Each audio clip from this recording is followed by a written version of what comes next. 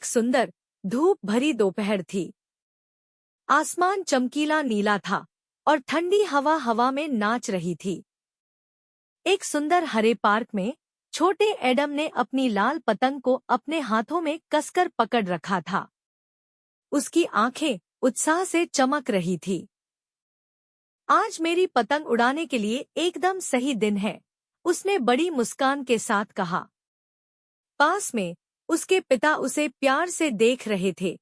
अपने छोटे बेटे को इतना खुश देखकर खुश थे। एक दौड़ते हुए एडम ने पतंग को छोड़ दिया और वूश, यह आसमान में उड़ गई। यह हवा के साथ आसानी से ऊपर और ऊपर जाती रही। पार्क में मौजूद दूसरे बच्चे उसकी खूबसूरत लाल पतंग को बादलों के बीच नाचते हुए देखकर खुश हुए। एडम हंसा, यह अद्भुत है, उसने चिल्लाया। उसे लगा जैसे वह इसके साथ उड़ रहा था, लेकिन अचानक वूश, पार्क में हवा का एक तेज झोंका आया। पेड़ हिलने लगे, पत्ते सरसराने लगे और एडम की पतंग हिलने लगी।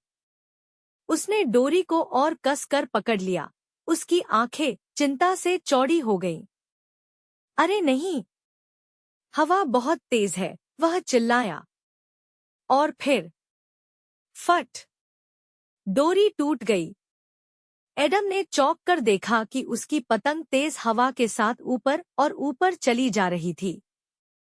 मेरी पतंग, वह चिल्लाया, पतंग के पीछे भागते हुए। लेकिन कोई फायदा नहीं हुआ। लाल पतंग पेड़ों के पीछे गायब हो गई। एडम को गले में गांठ महसूस हुई।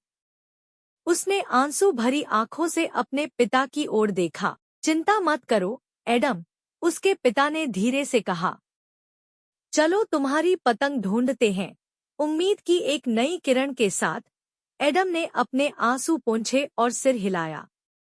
वे खोई हुई पतंग की तलाश में अपने साहसिक अभियान पर निकल पड़े। जब वे पड़ोस से गुजर रहे थे, तो उन्होंने एक बूढ़े व्यक्ति को अपने फूलों को पानी देते हुए देखा। एडम दौड़कर उसके पास गया और विनम्रता से पूछा, माफ कीजिए सर, क्या आपने लाल चील देखी है? बूढ़ा व्यक्ति मुस्कुराया और जंगल की ओर इशारा किया। मुझे लगता है कि मैंने उस तरफ कुछ लाल रंग की चीज तैरती हुई देखी है, उसने कहा। एडम का दिल उत्साह से भर गया। धन्यवाद सर, उसने कहा, अपने पिता के साथ जंगल की ओर भागने से पहले। जंगल शांत और जादू से भरा था। सूरज की रोशनी पेड़ों के बीच से झांक रही थी, जो जमीन पर सुनहरी किरणें डाल रही थी। पक्षी चहचहा रहे थे और एक छोटी गिलहरी पेड़ की शाखा से एडम को उत्सुकता से देख रही थी। एडम का दिल उत्साह से धड़क रहा था। मैं एक असली खोजकर्ता की तरह महसूस कर रहा हूँ, उसने फुसफुसाया। और फिर वहाँ यह था। एडम ने अपनी लाल चील को एक बड़े ओक के पेड़ की शाखाओं में उलझा हुआ देखा। वह वहाँ है पिताजी, उसने खुशी से चिल्लाया।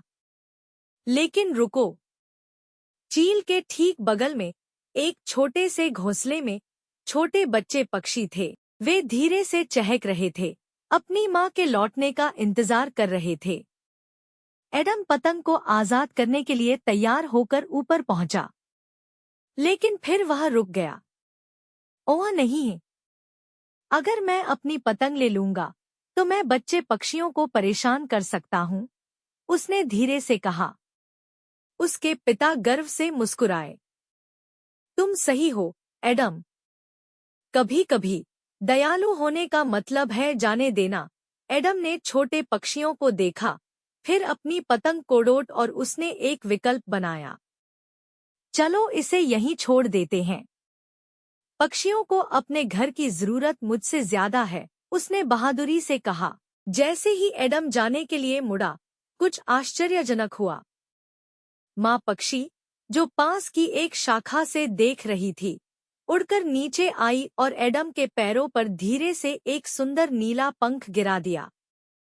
वाह, एडम ने पंख उठाते हुए फुसफुसाया। यह एक धन्यवाद उपहार की तरह है। उसके पिता मुस्कुराए। दयालुता को हमेशा विशेष तरीकों से पुरस्कृत किया जाता है। एडम और उसके पिता पड़ोस में वापस चले गए। जब वे पार्क में पहुंचे तो एडम ने उत्साह से अपने दोस्तों को चमकदार नीला पंख दिखाया। देखो मुझे जंगल से क्या मिला, उसने कहा। जब एडम ने उन्हें अपने साहसिक कार्य, खोई हुई पतंग और बच्चे पक्षियों के बारे में बताया तो उसके दोस्त आश्चर्य से सुन रहे थे। उस शाम जब सूरज डूब रहा था, एडम के पिता ने उसके लिए एक विशेष आश्चर्य रखा था। एक बिल्कुल नई लाल पतंग।